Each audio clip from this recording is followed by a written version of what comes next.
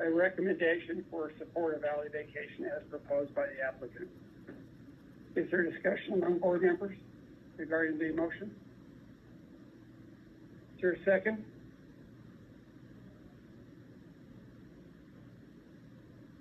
I'll second.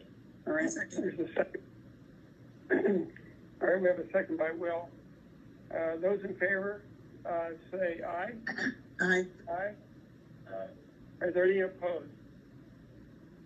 Our motion for recommendation is approved. Let's restart with the second part of your submission regarding the discussion of rezoning. Thank you. As we said on the alley, this site is an exceptional one, and I don't mean exceptional only as the great opportunity, but I believe that the area plan is fairly consistent in its language and how it marries with the design guidelines that really, I guess, enforce or the intent of the guidelines that try to shape a wonderful and consistent neighborhood that has been incredibly successful. I think you would all agree in doing so. There is great consistency across this entire bid area, except for one piece. And we've made this case before, I'll be brief, but with all of the language throughout the design guidelines and the intent statements and these diagrams, everything is incredibly consistent, with the exception of the zoning height of this one parcel. So what we would like to do is have some more flexibility to design a project that can better meet all of the design guidelines and the intent statements to shape a building appropriately that can to better fit, just like it does, let me get throughout the rest of the district. These are sections taken through all of the streets down 2nd Ave, and you can see a wonderful consistency and a cohesiveness until you get to our section at Steel Street, and you can see this anomaly quite simply, and the results are what you all walk by every day and would continue. What the design guidelines, especially in section 2, discuss the design of a block to understand its context with respect to the neighbors, which we have tried very hard to do. We have discussed in multiple meetings, not only with the adjacent neighbors, but with the other community. We have found both some support and some disagreement to our proposal to rezone this to allow some flexibility in the design. I'm not going to read every bit and piece of these sections, but they're highlighted here in red. We can better create a unique design expression. We can be far more contextual in scale to meet the adjacent buildings so that we don't have these abrupt transitions in scale if we have some more flexibility. And I want to make a key point,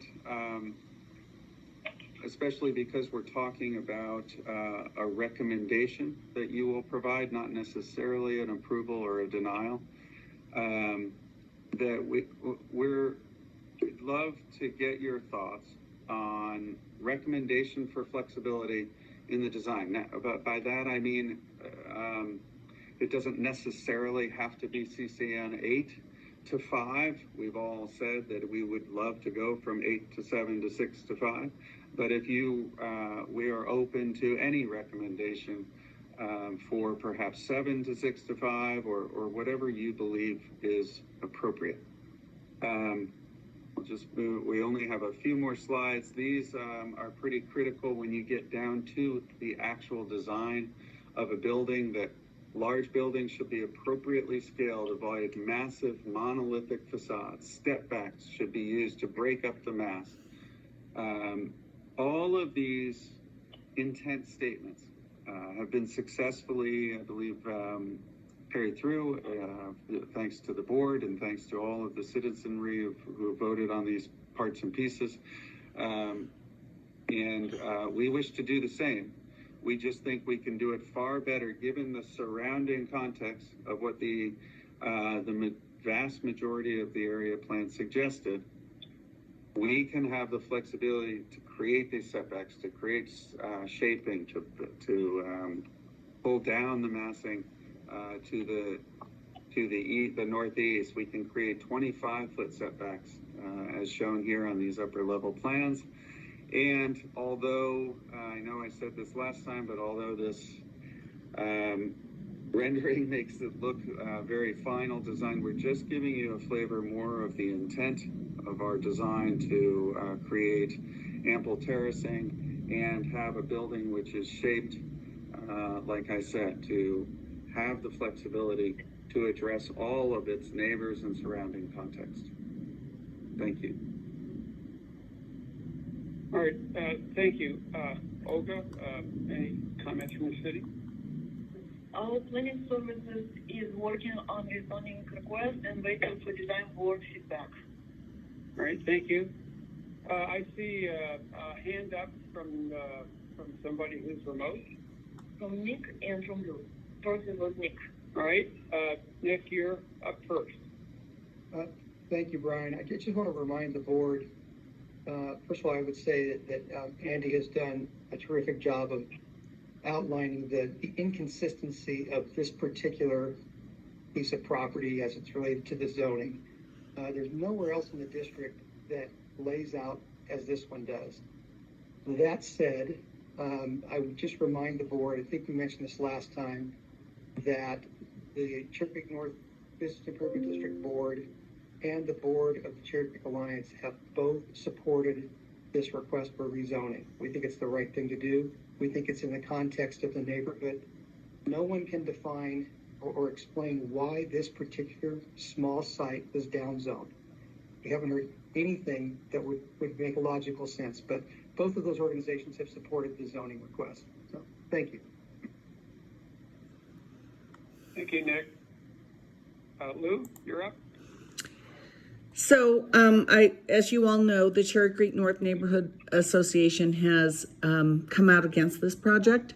And the Laurel in particular, those residents, of course, I disagree completely with Nick. This was not downzoned, this was upzoned. It was upzoned from 2 to 5, and that's in the plan, it's in the zoning. And I have a real question here, which is, has this board ever weighed in on zoning within the Cherry Creek North bid? Because I understood that is not the purpose of this. And, you know, the alienation of the neighborhood, I think, is going to be dramatic. I think that the backlash and, frankly, the lawyering up by the Laurel will be swift. And, you know, we have tried very hard to work with the bid, the leadership at the bid, but I think this goes too far for this board. I don't think it's within their purview, frankly, to weigh in on zoning. They are supposed to weigh in on design within the zoning. So I object, you know, as a citizen to this process going forward the way it has gone forward within this group. I think the only reason it is that the developer knows that this is not supported by the surrounding neighbors. And so this is the first time that I've heard from Nick that this is supported by the bid leadership. Frankly, Matt Joblin called me immediately when this was filed and said he's never asked to go above the zoning. And I think there will be developers who will object to this because we will mobilize those that do and those that have played fair within the zoning. And so I lodge my objection to this process, and it will be just the beginning. Thank you. Thank you for your comments. Any other comments from the public? I see one other hand raised. No other comments from the public? All right, we're going to close that off, and we're going to move to the board discussion. And I would like just to remind the purpose of this meeting. This is a design advisory board. We are not discussing rezoning. We're discussing mass and scale if the rezoning will be implemented. We are really not the decision makers. This board not decision makers. Reviewing design and impact on design through the rezoning process. Thank you. And I would comment, Lou, that this board is definitely weighed up on rezoning, which historically was PUDs when people were trying to upzone from the former Chapter 59. I've participated in many of those over the years. And now in this context of the new BCCN zoning, it has not happened to my recollection, but it has happened in the district many times with this board. And personally, I think that the if an upzoning above the 5 were to happen, it would definitely need to take context to the fact that I think a lot of these condos development, the texture of the place is now 10 years old because the rezoning was 2013 for Cherry Creek, 2010 for the city of Denver for the initial zoning.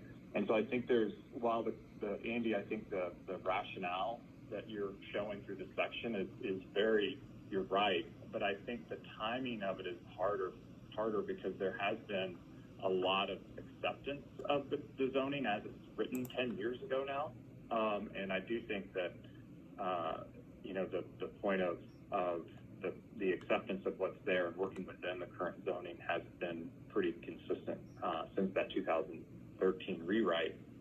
And so it is harder to think about hardships of condos and other adjacent properties. So I think the rationale for it to look and feel texturally like the urban design that it probably should have been in 2013, I think it's a harder sell now because there has been things that are now relying on views or relying on sun and other things for their own existence. So it's a harder thing to talk about in 2023, in my mind, versus I think it probably should have been brought up in 2013, probably 2011, when actually most of the dialogue was happening for that 2 or 3 year period. So I'm just putting it out there that if it were to happen, then I think there has to be a higher level of sensitivity for the adjacent parcels and a little less reliance on the consistency of the sectional properties of the street, because that does serve the purpose of this project, but it may or may not serve the purpose of the adjacent property owners and hardships that could be created, inadvertently. I don't think that's your intent by any means, but I think that is something that I would want to try to balance with this discussion. So I'll put that out there. Thank you, Blake. Other board member comments? Laurel, anyone else? My feeling is, not knowing the history of the zoning as well, but looking at the proposal from a logical standpoint and from historical standpoint of development throughout any district, I think that what SAR is proposing is very sensitive and very logical and addresses everyone's needs in a compromised way. I certainly can see why people from the Laurel would find this not their first choice, but there is a proposed 24-foot separation between the two buildings, which would really be like a street in a way. Well, not a full street, but a street dimension to give light and air, so it's not like right up against you. So I know we don't have a control over this, but I'm in support of the idea of letting this building site become a positive addition to the district. Any other comment from board members? Laurel, does that rely on the rezoning to 8 stories for it to be a contributor in your mind, or does the 5-story version contribute to your comment? I think the 5-story could work, but I think what's unfortunate about limiting the developer to the 5-story is that their project may not work based upon that. So then we're starting over again. And I certainly would rather see condominiums than apartments. So my perspective dates back prior to the rezoning, prior to approval of the area plan. I was asked to sit on a 5-person working committee to deal with the deadlock that was basically in place regarding core issues regarding the rezoning and the area plan for the district. And we set aside 4 premises, and one of the premises was that we thought we should allow for 8-story development on the north and south sides of 2nd Avenue, extending from the east end of the district to the west end of the district. And the working committee was unanimous with that view, and that included representation by the Cherry Creek North Neighborhood Association as well as other parties. And we were just an advisory group trying to help reconcile the sort of the stalemate that had come about, which was preventing the area plan from going forward, which in turn prevented the rezoning from going forward. So I was under the impression, as I believe the other 5 members of our working committee were, that this 8 stories extended from both ends of the district, with the exception of possibly the far east end where it abutted the east properties that are east of the district. And those, in fact, on the east side of Steel Street is zoned as 5 stories from 2nd going south. So abutting this property in question, the properties to the east are transitioned down to 5 stories. So honestly, I was a bit surprised that the zoning was actually 5 stories, because I had always assumed that it was going to be 8 stories because that was consistent. So that was my personal perspective in this matter. I think I'm going to go ahead and make a recommendation. I'm going to go ahead and make a motion, and I'm going to ask for discussion of the motion. I think the board's responsibility is to look at how projects and proposals that come in front of the board support or don't support the Cherry Creek North design standards and guidelines. And if you study the massing and scaling within the district and consistency within the district, I believe that this request supports those provisions within the standards and guidelines. So my recommendation would be that the board supports the zoning change as proposed as a step-down zoning, stepping down from 8 stories on the west to 5 stories on the east as proposed within the applicant's submission. So I'd like to ask for discussion regarding the motion among board members. For me personally, I think there needs to be more context outside of just this project, because I do believe the 10 years of time that's happened since the rezoning was rewritten, who knows why it was done this way, but I agree with you that it is an anomaly, that we need to study the impact, that we need to see the impact and understand the impact, because our duty is to help better the district. And if we're adversely impacting condo owners adjacent across, even if it's 24 feet, that's not what they bought. And I do struggle that personally, because I feel like if I were an owner and all of a sudden an 8-story goes up and I had relied on the zoning that's there, it's a tough sell. And I think that the zoning logic, again, I go back to 2013 when it was inked and recorded, just should have been addressed then. And so I've struggled more with it. So if there's a way for this, I don't have a problem with more density and making the project work. I think it'll be an incredibly handsome project. I think, SAR will do an elegant job with this. I think, though, that we have to go outside of the property boundary and consider other impacts. Personally, as we assess this rezoning, that's my view.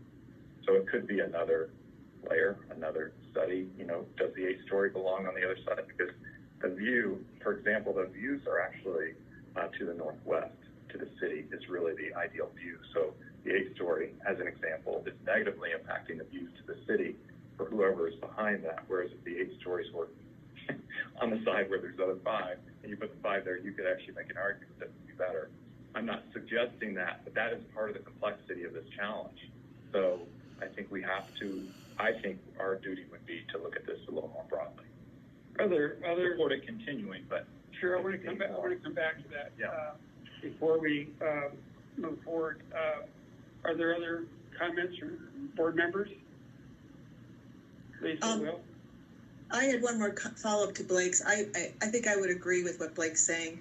I would like to, because I am sympathetic to the other neighbors' viewpoint, I would appreciate further studies of what it would look like from adjacent buildings to look upon this site based upon a 5-story limit and the 8-story limit. And I think that's an interesting proposal, Blake, that the 8 might go to the other side. So I guess it's a rounding out that a further study is needed. Thank you, Laurel. Any other comments? So Blake, I'd ask, can you offer an amendment to my motion? Yeah, I would amend the motion to suggest the applicant provide feedback to the board and further study on what the negative or positive impacts are to adjacent properties. We talked a lot about the ground plane and the loading. I think that still needs to be addressed in the sense all the comments that were made for someone on the second floor, third floor condo that's going to hear the backup beeping and that mitigation factors for that. But beyond that, I think it's really access to a view that was purchased, if you will, by a condo owner adjacent to the south. You're referring to a budding property. A budding property. So the amendment would say that the applicant would provide more detailed feedback of what that impact might be in the 5-story condition that you're entitled to today versus the 8-story condition you're asking for, and any you choose to distribute that 8 stories across the site. That would be. Thank you. And I'd like to accept that amendment to the motion. Olga, do you have it captured? Yes. Yes. Or need to do some reworking? I will send you draft so Yeah. you all agree Sorry. because it's more complicated. I will send a draft of motion to the board so they can refine and propose, and then the final motion probably will come in next 24, 48 hours. Yeah, I'd like to take a draft vote on the motion, and then we'll read the final motion as written. Those in favor, please say aye. Aye. Aye. All right. Aye. I have Blake, Laurel, myself, Lisa, Bill, Aye, Callie. Kelly. Okay. So all in attendance support the motion as drafted. Will, as I mentioned, Olga will. Olga, why don't you draft it? Why don't you and I, since I authored the motion, why don't we get it in shape, and then we'll share the draft with the other board members for comment. Sounds good. And then when it's approved by board, Andy, I will share it with you. Thank you, Olga. And could I just make one closing comment? Yes. To all of your, first, thank you for your careful consideration. But secondly, what I believe what you all have decided is exactly what we're intending. We would like the flexibility to be able to better study all of these options that you've suggested, that we've really looked at before. We've been through the Laurel to look at where different massing pieces would be. We toured, I believe, 10 different units and looked out their windows. They were gracious enough to let us in and understand how our building would impact some of their views. But this would give us some of the flexibility that we wish to achieve in order to shape this building appropriately so that it can be a win for the community and for its adjacent neighbors. All right, thank you. We're going to conclude this so we can move on to the next applicant's presentation.